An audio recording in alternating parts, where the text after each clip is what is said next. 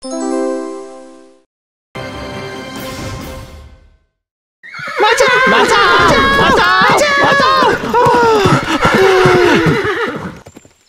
ভাই সুকুমার, হয় তুমি বেরিয়ে যাও গ্রাম থেকে, নইলে এই পাগলা ঘোড়াকে বিক্রি করে দিয়ে এসো অন্য কোথাও। এইভাবে জীবনের ঝুঁকি নিয়ে তো রাস্তায় চলা যায় না। গতকাল আমার ছেলেকে পাঠশালা যাওয়ার পথে তাড়া করেছে। তার মধ্যে বলো বৃষ্টির অভাবে ফসল ফলেনি ভালো করে, জমিদারের ঋণ শোধ করবার জন্য বাঁচিয়ে রেখেছিলাম কিছুটা ঘরে। তোমার পাগলা ঘোড়া কোন ফাঁকে এসে সেটাও খেয়ে গেছে। তোমাদের আর কি বলবো ভাই, আগে ঘাস শাক সবজি এসব খেত, গতকাল আমার মেয়ের নতুন জামাটাও খেয়ে ফেলেছে। কিচ্ছু বাদ রাখছে না গো, কিচ্ছু না। কিছু একটা ব্যবস্থা তো করতেই হবে।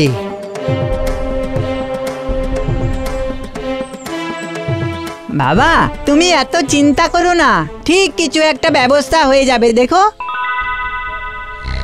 বলি সুকুমার, আরে বাড়ি আছো নাকি? এই আস্তা বলটা কাপড় দিয়ে ঢাক আগে, এমনি দজ্জাল, তার মধ্যে ঘোড়া পুষি, এটা জানতে পারলে আজকেই সব টাকা নিয়ে চলে যাবে।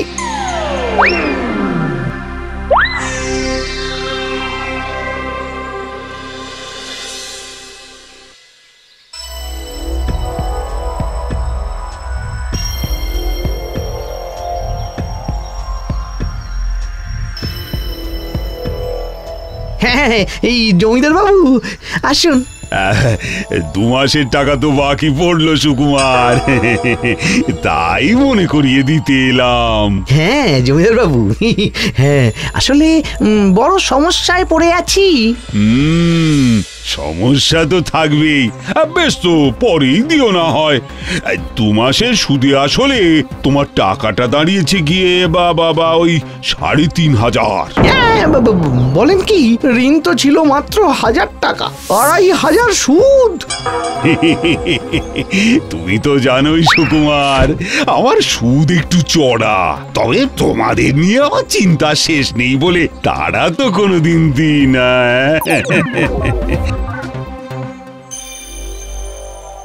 এই আমার ছাতাটা কোথায় গেল? সর্বনাশ করেছি।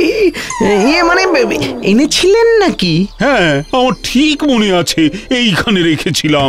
সে কি, তাহলে কি? যাক, ওসব নিয়ে দুশ্চিন্তা করো না, আমি বরং ওই ছাতার টাকাটা তোমার ধারে যোগ করে দেব।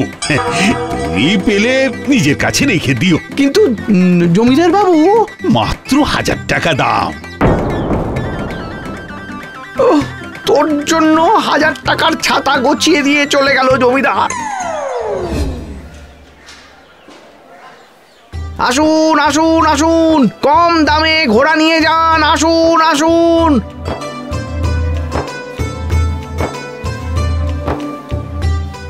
বাহ বাহ বাহ বাহ বাহ, দারুণ সুন্দর দেখতে তো ঘোড়াটা।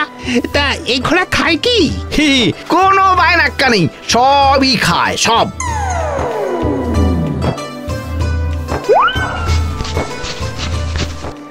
আরে ঠিক টাকা থলেটা গেল কোথায়? বাপরে, টাকা পয়সাও খায়।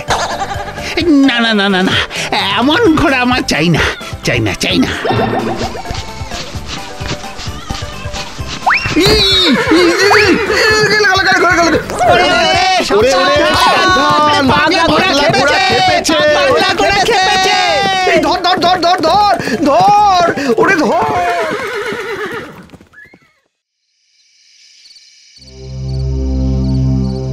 কোথা থেকে যে কি করব কিছুই তো বুঝে পাচ্ছি না গো।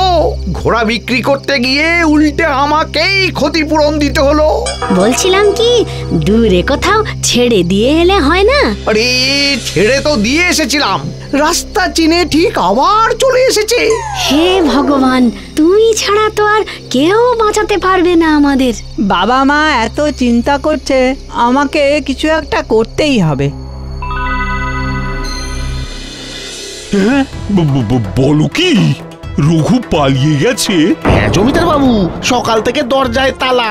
নিশ্চয়ই রাতের অন্ধকারে। হায় রে, আমার এতগুলো টাকা সর্বনাশ করে পালিয়ে গেল রঘু। আর কাউকে বিশ্বাস নেই, সুদ যা হয়েছে যথেষ্ট। এবার লোভে পড়ে আসলটাও না পেলে একেবারে সারে সর্বনাশ। যদি না দিতে চায়? কিছু পেতে গেলে কিছু দিতে তো হবেই।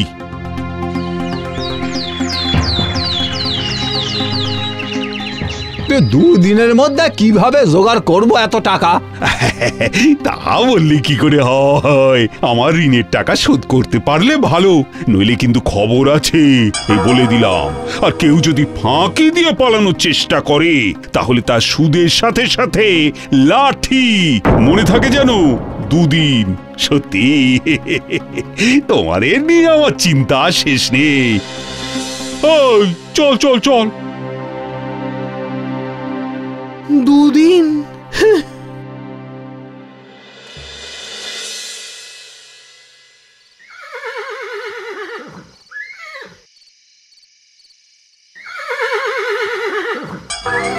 এটা এটা কিসের থলে গো? টাকার। এত টাকা তুমি কোথায় পেলে গো? লটারি বুঝি? সে ভাগ্য আমাদের নেই, বুঝলে? সে ভাগ্য আমাদের নেই। বাড়িটা বন্ধক রেখে এসেছি, আগে জমিদারের টাকা শোধ করি, তারপর না হয় দেখা যাবে। এই বাড়িটা চলে গেলে আমরা কোথায় থাকবো বাবা? সে কি আর জানি রে মামনি, যা আছে কপালে। যাক, এই টাকাটা তুলে রাখো, বুঝলে?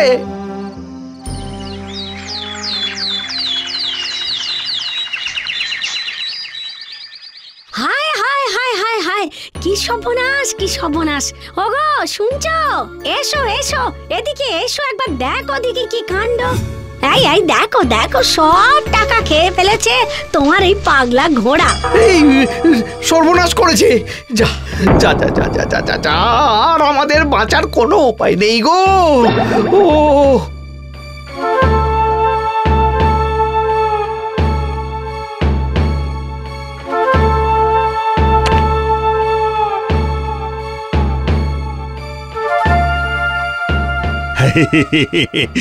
সুকুমার, চলে এলাম সকাল সকাল।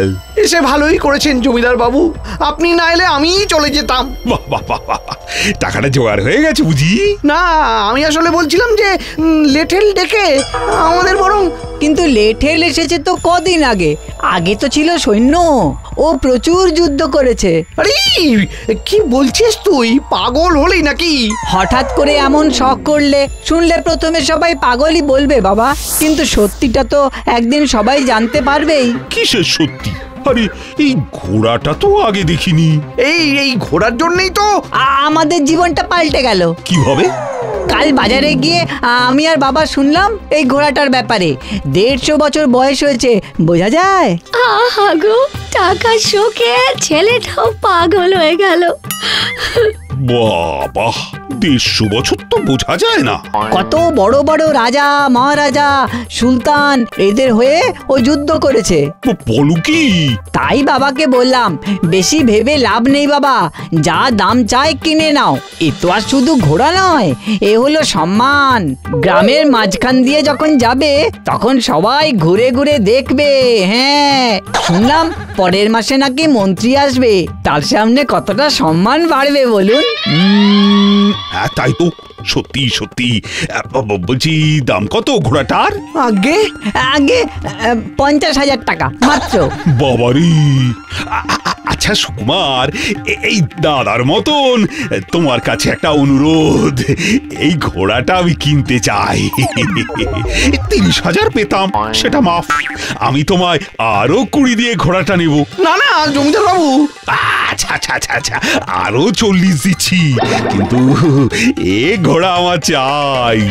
বাবু, এটা কি আপনি ঠিক করছেন? আরে পাগল, সম্মানের কথা ভাব। মহারাজা সুলতানের ঘোড়া আমার কাছে, মানে ভাবতে পারছিস?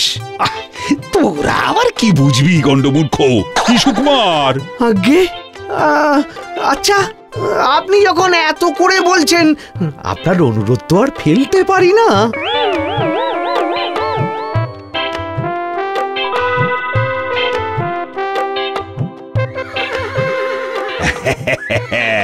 নিজেকে কেমন রাজা রাজা বলে মনে হচ্ছে।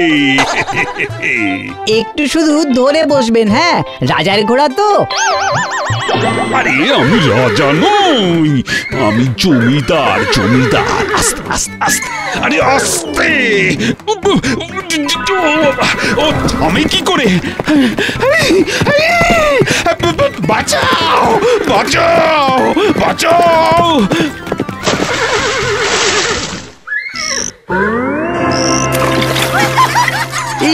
কি হলো জমিদার বাবু?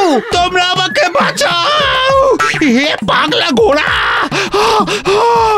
আমায় রাস্তায় ফেলে আমার জামা কাপড় সব কেড়ে খেয়ে নিয়েছে।